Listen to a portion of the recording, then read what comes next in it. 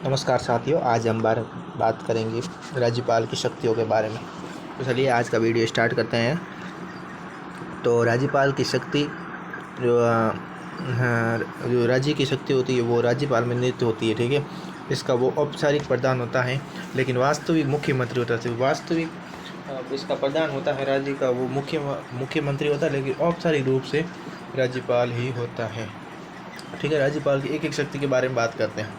कार्यकारी शक्ति, इसके अंतर कार्यकारी इसके अंतर वो मतलब मुख्यमंत्री की नियुक्ति करता है, और मुख्यमंत्री की सलाह पर राज्यपाल अन्य मंत्रियों की नियुक्ति करता है, ठीक है। ये कार्यकारी शक्ति हो गई।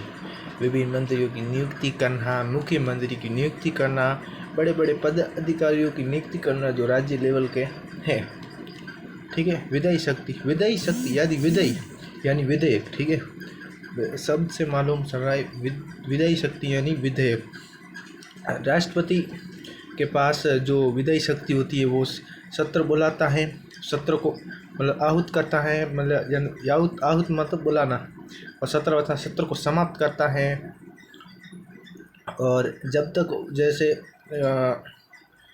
राज्य विधानसभा से कोई कानून पास हुआ और विधान परिषद में गया, वहाँ से पास हुआ, और अब क्या है, अब राज्यपाल वहाँ पर साइन करेगा कानून पर, और राज्यपाल जब तक साइन नहीं करे तब तक वो कानून नहीं बन सकता, ठीक है।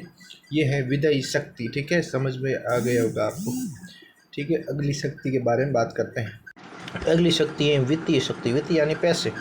इसके तहत आकस्मिक निधि में धन निकाल सकते हैं तथा पंचायत में वित्तीय स्थिति के सुधार के लिए राज्य वित्त आयोग का गठन कर सकता है।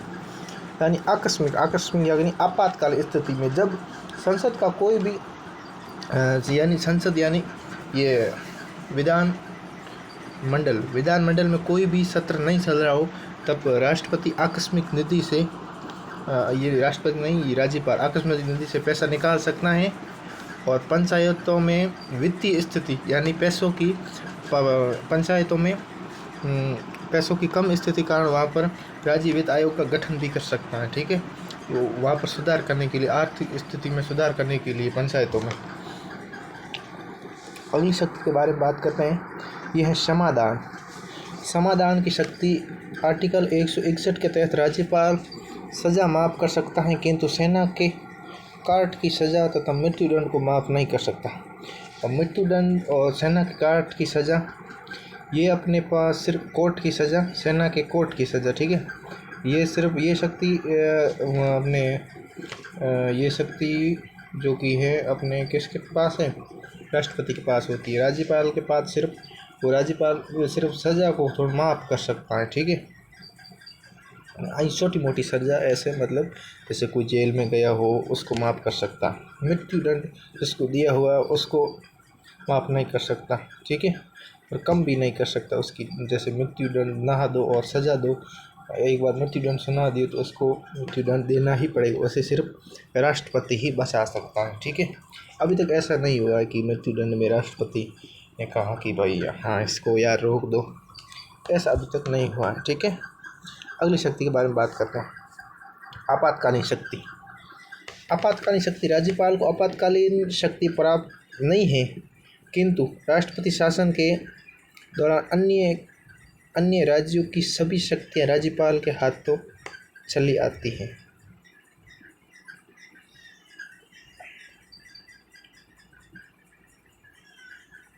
नहीं, अन्य नहीं है, राज्य की सभी शक्ति। जैसे राजस्थान में आपातकाल लगा, ठीक है। राजस्थान में आपातकाल लगा तो सारी शक्ति किसके पास आ जाएगी, सारी शक्ति राज्यपाल के पास आ जाएगी।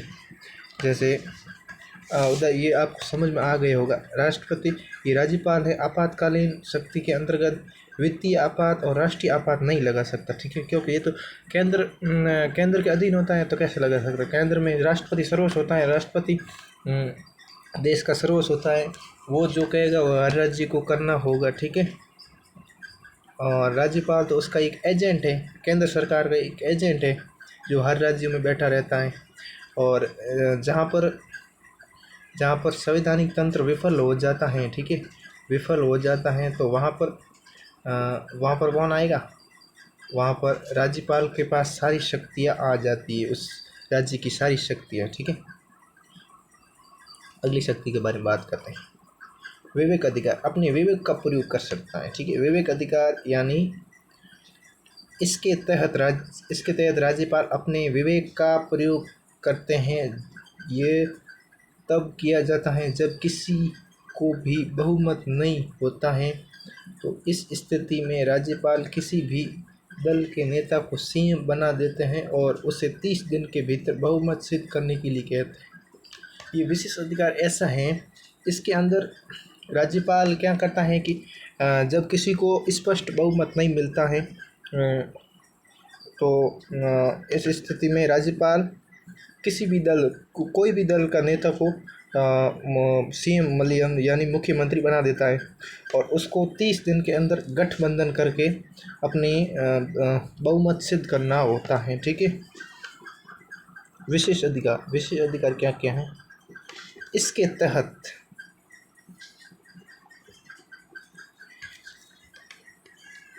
तहत राज्यपाल को अनुच्छेद 14 के अपवाद स्वरूप कुछ विशेष अधिकार, यानी अनुच्छेद 14 क्या कहता है?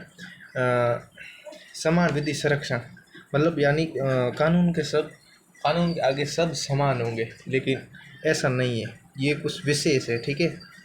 ये मतलब ये जैसे राज्य का पहला नागरिक राज्यपाल होगा, राष्ट्र का पहला नागरिक राष्ट्रपति, इस तरीके से। उस दौरान आप ये क्या, राज्यपाल अब पद पर रहते हुए कोई मुकदमा नहीं चला, जैसे वो पद पर है, वो कुछ भी कर दे, मर्डर भी कर देता, उस पर मुकदमा नहीं चलाया जाएगा। जैसे ही उसके 5 साल पूरे होते हैं और वो पद से 5 साल पूरे, यानी मतलब ये नहीं कि वो वापस भी बन सकता है, ऐसा नहीं है। वो जब पद से हटेगा तब उस पर मुकदमा चलाया जा सकता है, ठीक है। ये अपना विशेष अधिकार है एक राज्यपाल को, ठीक है। अगले बात करते हैं अगली शक्ति के बारे में। अगली कोई शक्ति नहीं है, ठीक है। ये अपने रिमार्क कर देते हैं अपने पर, इन पर। ये क्या है?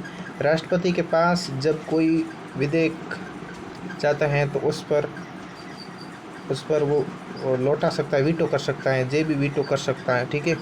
जबकि राज्यपाल किसी विधेयक को एक बार लौटा दे, जब वो जे भी वीटो कर सकता है, पर तथा राष्ट्रपति को भेजने के लिए विधेयक को संरक्षित यानी मतलब अपने पास रख सकता है।